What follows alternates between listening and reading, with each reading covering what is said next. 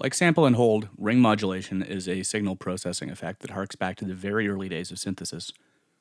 It's still a hugely useful effect, though, and it deserves to be experimented with, especially if you want your music to contain some grit. It's another common inclusion on most synths, and if it isn't built right into the synth's oscillator section, then it may be available as an internal effect. The ring modulator essentially functions by taking two signals and combining them, then outputting the sum of each as well as the difference between them. The result is a sound that doesn't contain either original signal, but is rather a strange mix of the two. Again, this might sound complex, but it isn't really, and good results are easy to create, especially if you use mod sources to control the pitch of one or both of the signals. Ring modulation sounds are most useful for percussion or special effects, as they are wildly unpredictable by nature and are usually rather dissonant. That's not a criticism of the effect itself, though, because a giant range of sounds can actually be created, and ring mod effects are great on drum loops and atonal noises, and are awesome for adding glitchy, lo-fi tones to your tracks. Despite having a complex sound, the ring modulator is actually an incredibly simple circuit. You can actually build one that takes quarter-inch inputs for about $10 if you have the right parts, and about 20 minutes to spare. In fact, the passive ring modulator circuit is basically unchanged since its initial design, and on most standalone units or modular synths, ring modulators still take two inputs and yield one output, the same as this simple homemade design.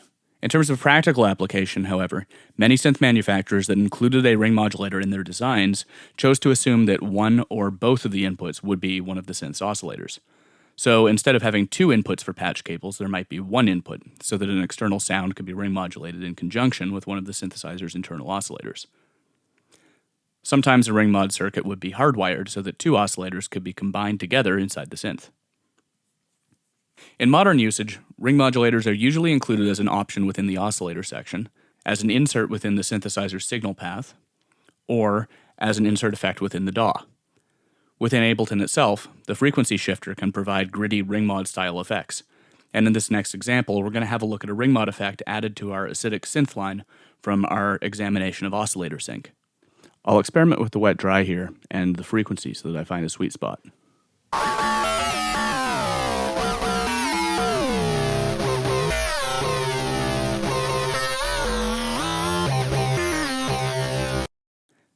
So now that we've found a sweet spot to start off with, we can take the pitch of the ring modulator and automate it to rise over the course of 8 or 16 bars.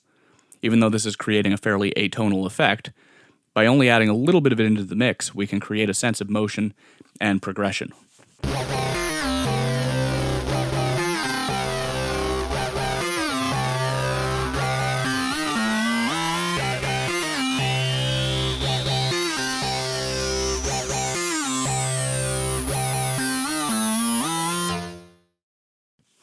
Ring modulation doesn't have to necessarily just be an insert effect, though, and if your synth contains it within the oscillator section, it can be fun to use in conjunction with some mod sources.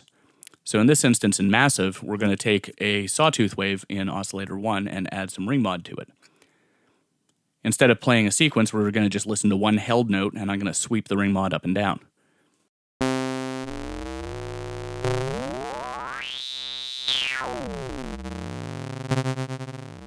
Now I'm going to apply a little bit of LFO to the pitch of the ring mod.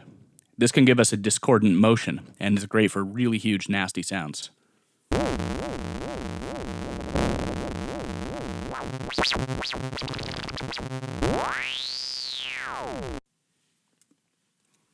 Next up, we're going to take our frequency shifter ring mod and apply it to a drum beat. This is one of my favorite effects, as it reminds me of listening through a malfunctioning radio.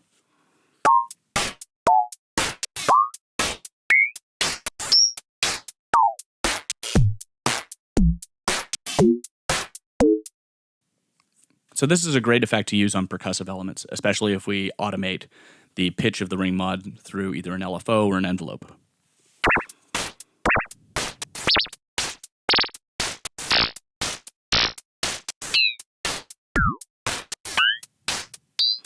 So to recap, ring modulation is a signal processing effect that combines two signals to create one output.